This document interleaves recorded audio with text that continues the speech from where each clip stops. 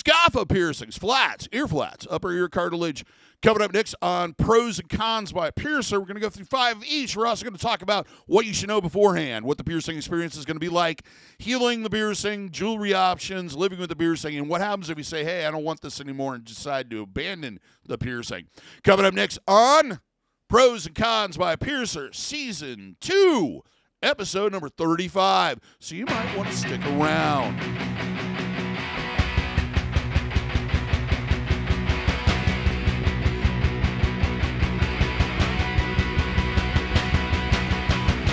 For those who are new to the channel, welcome to the channel. Hope you find the videos helpful, informative, all those fun things that we like to establish when we're doing videos here. But you might not know who I am. My name is DaVo. I'm a professional body piercer and have been since 1994. I own and operate the Axiom Body Piercing Studio, located right here in Des Moines, Iowa, inside Skin Kitchen Tattoo. So, when I talk to you about these things, I'm talking to a level of expertise that comes from being in the body piercing industry for well over 27 years. So what piercing are we talking about today? We're talking about the Scapha, or Scapha, and I know I'm probably mispronouncing it. What it is that flat area of the upper ear, sometimes called the anti-conch by some people, or ear flat. This piercing area has been done for quite a number of years. It's kind of more out or away from the helix. Here's some example photos. It's sometimes done in groupings and designs or constellation style piercings. Sometimes it usually has a large statement piece in some cases that kind of fits into that curvature of the ear. It's become an increasingly more popular piercing over the years. Sometimes other piercings are kind of confused, like the faux rook. A lot of people think that's a flat piercing. It's a little bit different, but not much. And it really depends on the anatomy, where the placement can be, and etc. As far as the history of this piercing, it's probably been here as long as upper ear cartilage piercings have been, or lobe piercings. There's just not really a very definite separation between the two. They're usually just referred to as ear piercings.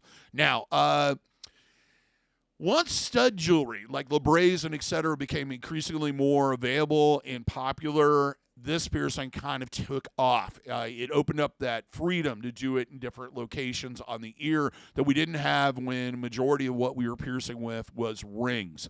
So this piercing has really expanded over the last couple decades, and we've seen like increasingly more elaborate style placements and designs, and of course the body piercing jewelry has evolved with it. Well, it's time to move on to the pros, the advantages, the things that make you say, yeah, that's the piercing for me. Gosh darn it. Starting with number 1. This piercing is widely accepted socially. It's also a piercing that's easier to hide than other piercings. With ear piercings, if you have longer hair, it's going to cover it. It's not something that's going to freak everybody out and get you fired or any of that stuff. Most people don't have an issue. However, there are some professions where you probably want to check the dress code to find out how many pieces of jewelry you're allowed to have in your ear. Number 2, one of the reasons why this piercing has become so popular is a wide variety of different ends and styles of gems that you can put on this particular piece of jewelry. You can do a lot of everything from a lot of beaded work, balls, gem settings, opals, all kinds of stuff, multi-gems, shaped objects that are kind of curvature, that kind of fit into the ear. There's a lot of different options to work with. Number 3, lots of placement options, depending on your anatomy. With these, sometimes it's flat, thus the name. Sometimes it's more bowl-like, that area between the helix and the anahelix. It can sometimes be a little bit more rounded. So it really depends on your anatomy, but usually we can fit multiple piercings in that area or choose various different areas to pierce for placement because there's a lot of room to work with, and sometimes having that adjustment and that ability to fit into the shape of the ear can come out with, you can create some really great combinations to really enhance the area and make it look even better. Number 4, you can create designs. You can do crosses, stars, circles, pretty much anything you can think of. If you have the space for it, the anatomy for it, you can do a lot of different things with this particular style of piercing. Number 5, this piercing tends to be a little bit easier to heal than those that are right at the helix in that area, like mine are. With it a little bit further in, depending on the shape of your ear, it's a little bit more protected. Of course, that doesn't mean you can sleep on it, but it tends to not get knocked as much as, say, something that's right on the edge of your ear. Before we move on to the cons, if you like this, found it helpful, found it interesting, found it, you like the look of me and the sound of my voice, give me a thumbs up. Let me know if you liked it, because we like it when you like it. If you like this video and would like to see more, the best thing for you to do is subscribe, hit that notification bell so you're notified every single time we post something. If you have a question or you have something to add to the conversation, please leave a comment. Now it's time for the cons and disadvantages of things that make you go, nope, not for me. Not this time, not this one. Number 1, hard to isolate. It's on your ear. Your ear does come in contact with a lot of stuff. It can be kind of a hard piercing to isolate, especially if you're in any type of sports where they require it's a good idea at least to wear a helmet. Anything that's constrictive or presses against the area can be very uncomfortable, especially during the healing period. However, even after the healing period, abuse to these piercings, they don't handle it very well. They tend to be grumpy. Most of the problems we see, including bumps, is because you can't isolate the area, or the person isn't isolating the area, or some kind of trauma happened to it. So they are a little hard to isolate, even though number 5 said they were easier. They're easier than the other ones, but they're still hard to isolate. Number 2, it can be difficult to heal. This can be a difficult heal, in part because of location, in part because there's not a lot of blood flow to that part of your anatomy, and because it's through cartilage. Cartilage piercings usually take a little bit longer to heal, and they can be a little bit more difficult to heal. Number 3, these tend to close fairly quickly. It's not a piercing you can leave out for a long period of time and expect it not to close. Any piercing, I'd advise leaving the jewelry in if possible, but this one is a little bit more prone to closure. Number 4, you do not want to sleep on this piercing. Especially during the healing process. Even after the healing process, you might find it uncomfortable or cause the piercing that's healed suddenly be grumpy and difficult to deal with. So it can affect sleeping even after it heals. And the last one, number 5, this piercing is very sensitive to trauma. You really have to isolate it. It does have a tendency to be prone to causing issues or problems even after it heals. So you really need to isolate this piercing. I know I've said that probably 7 times already, but isolation is important in the process of healing this. Before we move on to things to look for or what you should consider beforehand, if you like merch, you like t-shirts, you like swag, check out our merch store. Link is in the description. Lots of different designs, lots of different colors, lots of different products. Now let's move on to what you should consider or what you should look for before getting this piercing.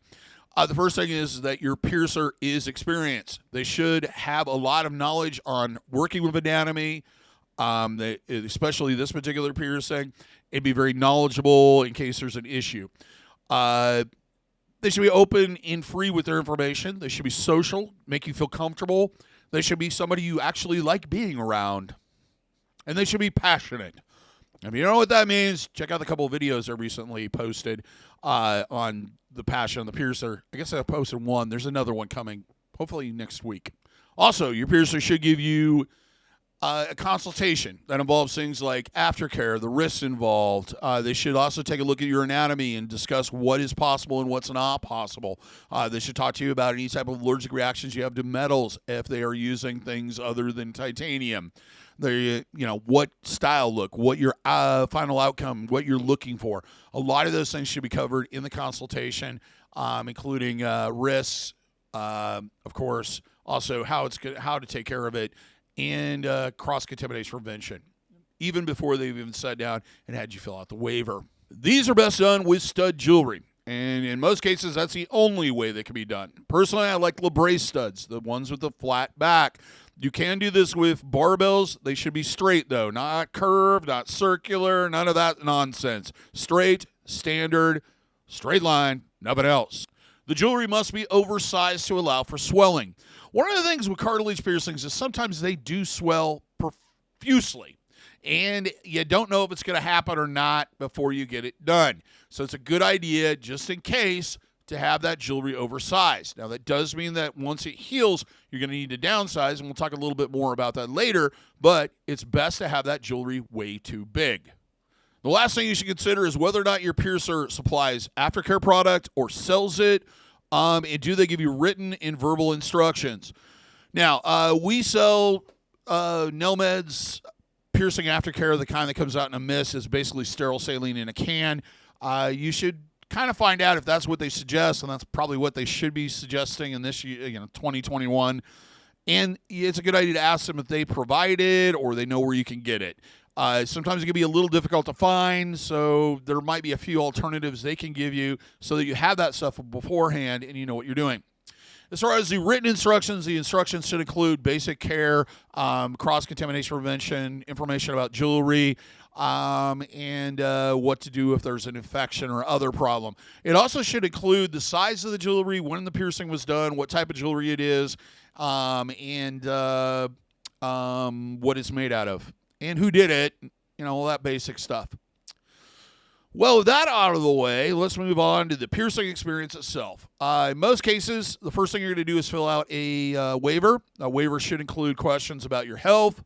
It should ask questions about any type of medical conditions, pre-existing health conditions, anything that may affect the piercing, also medication, and allergic reactions. If you have any questions about any of this stuff, you can ask your piercer, but the reality is, if you have a pre-existing medical condition, you should consult your doctor, not your piercer. Next up, once that gets done, what we're going to do is probably set up for the piercing. Usually this is done on a mayo tray or some type of countertop that is disinfected. Usually with a bib of some sort or a drape of some sort laid down with the plastic side up. They will slowly wash their hands, of course, and they will slowly start to open each one of the packages or pull them out of their autoclave. Once they're all set up, the next thing they're going to do is they're going to prepare the area for the actual piercing. And to do that, they'll usually use some type of surgical scrub to disinfect the surface of the skin. And sometimes that takes a few minutes to activate. Then once that's done, they'll clean that off and mark it. Now with marking, if you're doing a grouping or you're doing a project, you need to discuss that with your piercer when they are marking, and remind them each time they add to the project what exactly the end goal is. Personally, if I have somebody come in and they say, well, I want to do a grouping and I want it to look like this, and decides they only want to do one that day or maybe two that day, what I will do is I will mark them all out to kind of get an idea of what the spacing is going to be like and whether or not things are going to fit there. Another thing with marking, if you're using a larger piece, like one of those multi-gemmed curved ones or like the crown style, I generally will hold it up to the marking when you look at it to see how it fits in that area. We'll do this with a set of hemostats. And the reason being is that it's better to kind of get an eyeball on that and you should look at that when they show you the mirror to take a look at it to get an idea of exactly how that's going to fit into that piercing area. It's kind of hard to move those dots or move the piercing after the piercing's done. It's easier to move the markings and do it right the first time than to come back and try to fix it later. As far as this piercing method, usually it's done freehand with either a cork or a needle receiving tube. Very quick piercing. If they're using threadless or even threaded jewelry, they'll probably push the needle out with a guide pin and then connect the jewelry to the guide pin, push it back through, and then put the top back on. Now, once that top's back on, they're going to try to stop any bleeding that may occur. There's usually a little bit of slight bleeding off and on with most piercings. And also the saline feels really good because it's cold. One of the common things with this particular piercing is you're going to see moderate bleeding, but you're also going to usually experience a lot of heat. It's like the blood rushes the area. It's very warm. That saline always feels really good right afterwards. As far as aftermath, you're probably going to have some sensitivity to touch, maybe a little bit of slight bleeding, redness, discolorization. There's usually a little bit of throbbing or aching the last several minutes after the piercing is done. That fades, and then it's just sensitive every time you touch it. Now let's talk about healing. Average healing time on this is going to be, if you're really, really lucky and really, really healthy, 8 weeks. But I think it's a little bit more realistic to start at 12 weeks and move up to 6 months. During that time, I'm going to suggest, or what should be suggested, is cleaning the area twice daily using saline, sterile saline. Usually comes out of a can. You just spray it on there. If you have the mist style, let it stay in contact for 5 minutes, blot off any excess. If it's the kind that comes out kind of a stream, it's usually best to apply that to a clean paper towel or sterile piece of gauze sponge. Things you don't want to do. Do not rotate the jewelry. Do not move the jewelry. Do not pick at the piercing. Do not touch the piercing. Do not mess with it. Do not use Q-tips or cotton balls. And there's a whole video on that I did a week or two ago. Check that video out, and you'll know all the reasons why I don't suggest doing that. Now, crusties are part of the healing process. They're going to do that throughout the healing period. It is not a sign of infection. It's not a sign that things are going bad, and it's not something you need to worry about. It's a protective layer that your body's producing to protect itself while getting rid of waste and debris that is a byproduct of your body's production of skin cells. Picking at it and digging at it and trying to get it off all the time is going to cause issues. Generally, what I suggest is the end of your shower, just sit there under the water for about 30 seconds. Let that water flow over the area. That should remove any discharge that is not needed. It also will rinse off all the soap and shampoo that you may have got on the piercing. And it feels good. Let's move on to cross-contamination prevention. Common sense things. Wash your hands before you handle it. No oral contact or exchange of bodily fluids on you around the piercing until it heals. Keep your environment clean. Clothing, bedding, towels, anything that may come in contact with the piercing, keep it. Make sure that it's clean. Keep pets away from it. Don't let them sleep in the bed with you, especially smaller animals like to sleep up by your face and steal your breath while you're sleeping. No swimming. Yep, do not submerge it in bodies of water you cannot control the quality of. Avoid headphones, earbuds, or anything that comes in contact with the area, telephones, etc.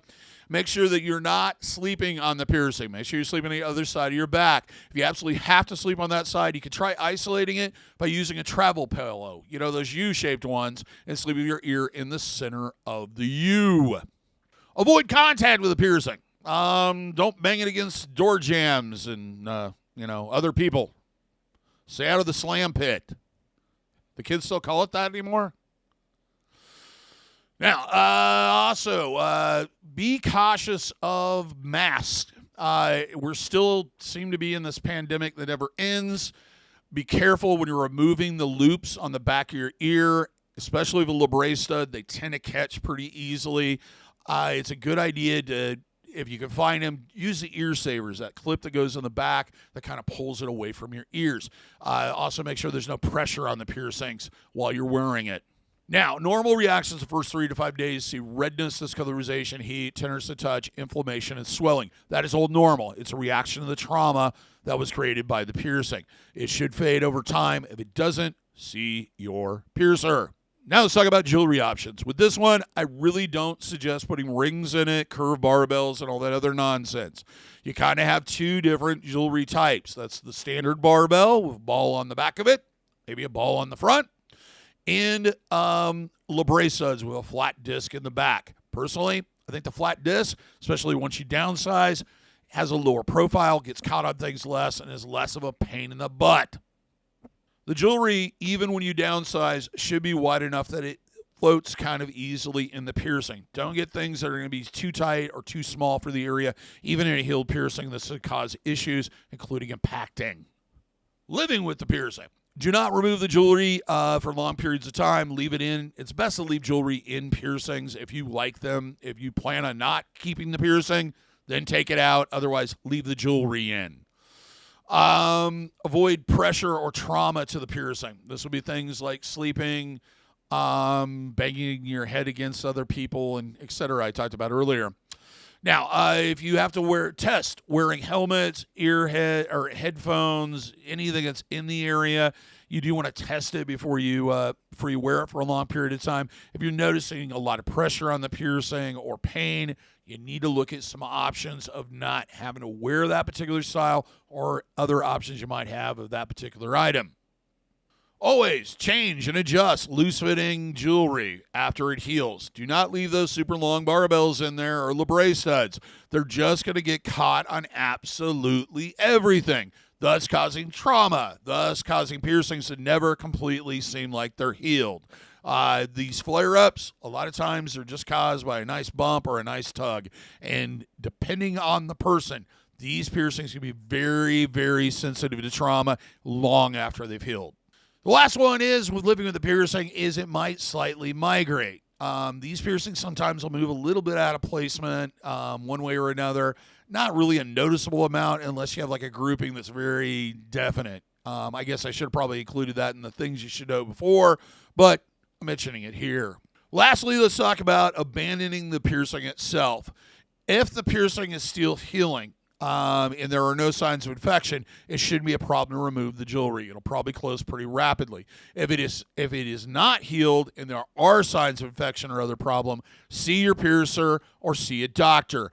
If you remove the jewelry and it is in fact infected, there's always this risk that for one reason or another, your body will seal that infected tissue and fluids inside your body, trapping it, which will create a bigger problem with an abscess or a cyst. So it's always best, if it isn't healthy, see your piercer or doctor before you take the jewelry out. If the piercing's healed, remove the jewelry. It'll slowly begin to close. You're going to be left with a little bit of scar tissue, maybe a little indentation. Usually these kind of stay, the hole will be there for a long time, but they're not open. It just takes a long time for that scar tissue to fill in. Now, it's not uncommon to see sebum on this, on the coming out of the piercing, and what that is it's a waxy oil-like substance, kind of has a consistency of cream cheese. It'll collect inside piercings, so if you squeeze it, it'll come out. It smells awful. That's not a sign of infection. That's not a sign of a problem. It's normal. Leave it alone. Wash it off. You'll be fine. Well, that's all I have to say on flat piercings today. So all that's left is, till next time, here's hoping all your piercings heal with ease and without a single issue. And if you're in the Des Moines, Iowa area, I hope to see you for your body piercing needs in the future. Have a good day, everybody. Take care. Watch this next video.